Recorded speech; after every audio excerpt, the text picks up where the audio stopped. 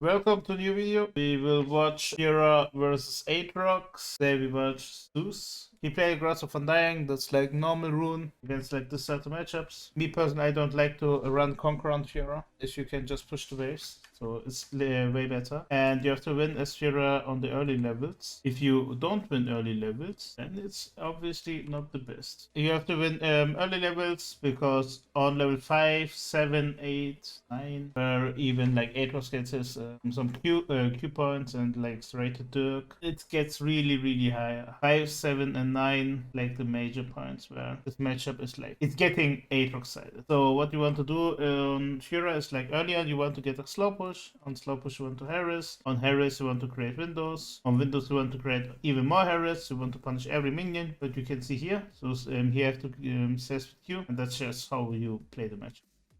Zoning.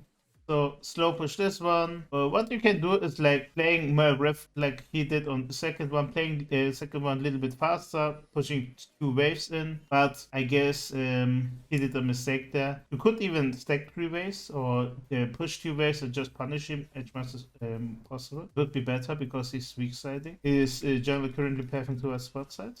But I guess like both jungler pathing towards spot side. So Tijiani is spot side also. So what she want to do is like slow pushing waves trading, so she gets advantage because he has to farm on the turret. So he just straight up winning if he siege, right? So this is the conclusion of this matchup. So play this wave slow as possible and try to punish every minion what you want to take. Like every minion you want to punish. So this is like how he does, and we can see he already have an immense farm lead. Literally, he's just straight up hard winning. Aatrox tried to get some trades off, because if Aatrox gets a good trade, he can farm, but Zeus obviously don't want to take like bad trades. We have like around 4. Around 4 is the first jungle gank on this patch. It's the all patch, but on new patch it's also around 4. So warding here is like a really simple ward. You can't do anything wrong with that. So why he recalled, it's simple. It's can wave, he can't push it. And what he don't want to do is like if he pushes this hard, he just recalls, holds the wave, Sejuani shadows, so Fiora can't break the freeze, and now he's a rough sub. But if he recalls and TP's back, he can play the wave better. So Ramos is around mid lane, Sage is around mid lane.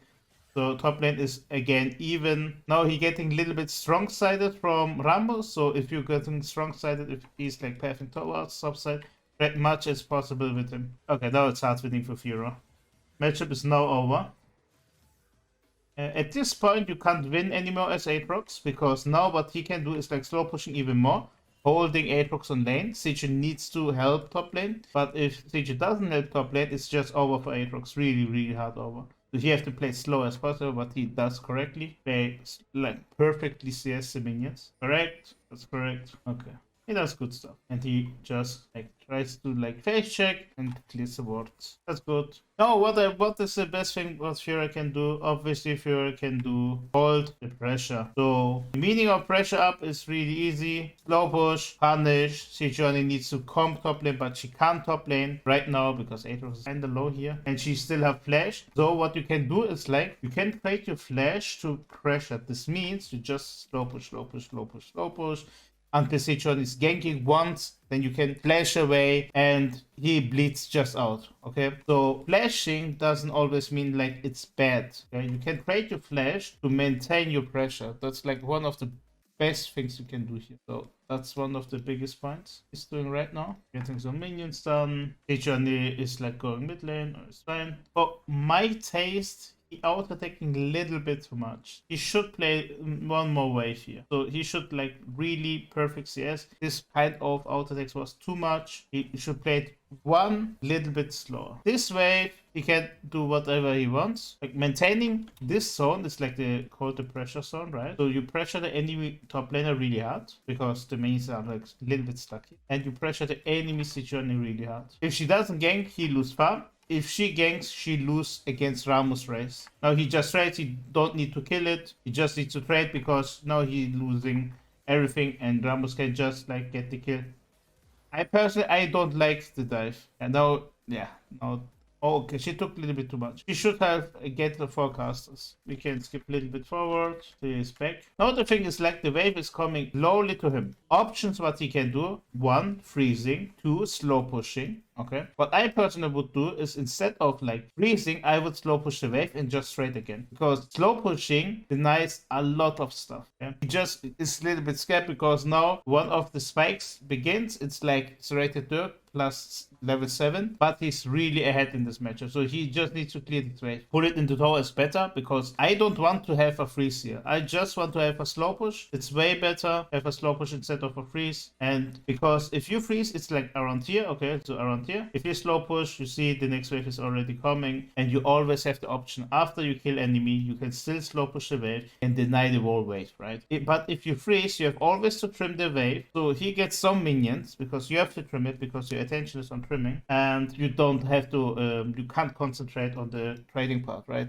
That's the problem with the thing, right? That's a really important part here. Ramos fighting top side. Seichu shouldn't be top side, like she shouldn't be like standing here or just shadows here. That would be bad, because the wave is just in a bad spot. What you can do is, like, as a Seichu, you can just attack the other side, because Hero is currently controlling top side. What we can take away from this game: freezing doesn't mean it's good. Okay, freezing can sometimes good if you can't slow push really well, or if you're a champion who can die in a jungle situation really easy. Don't slow push. Decide to freeze, right? If you're playing weak set, but try to have like kind of slow pushes if you're way stronger in 1v1, and if you can like avoid 1v2 ganks really easy, like Fiora can did with her W and her flash of it. So that's like really easy to play. So if you just siege, that's slow pushing the waves in, just getting the waves into the turret, he losing minions, you getting minions, and that's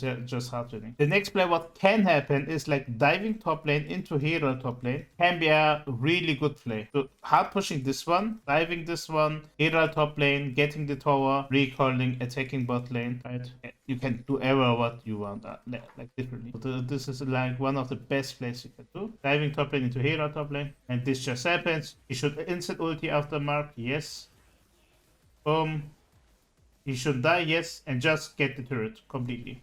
Now we just get the top lane turret, and now we can just see how broken this was, okay? And please, one thing, a lot of players, good players, challenger players, some pros, even coaches, but sometimes they say, like, if you're having this kind of advantage, right, don't end your laning phase, just go on freezes, or just keep this tower alive so you can get maybe this kind of stuff. I don't like it, because to get this turret, if we just compare the gold, okay, before the dive was happening, it was around 2.7 gold lead for enemy. Now it's like, yeah, it's way better. Now we closed up the 2.7k.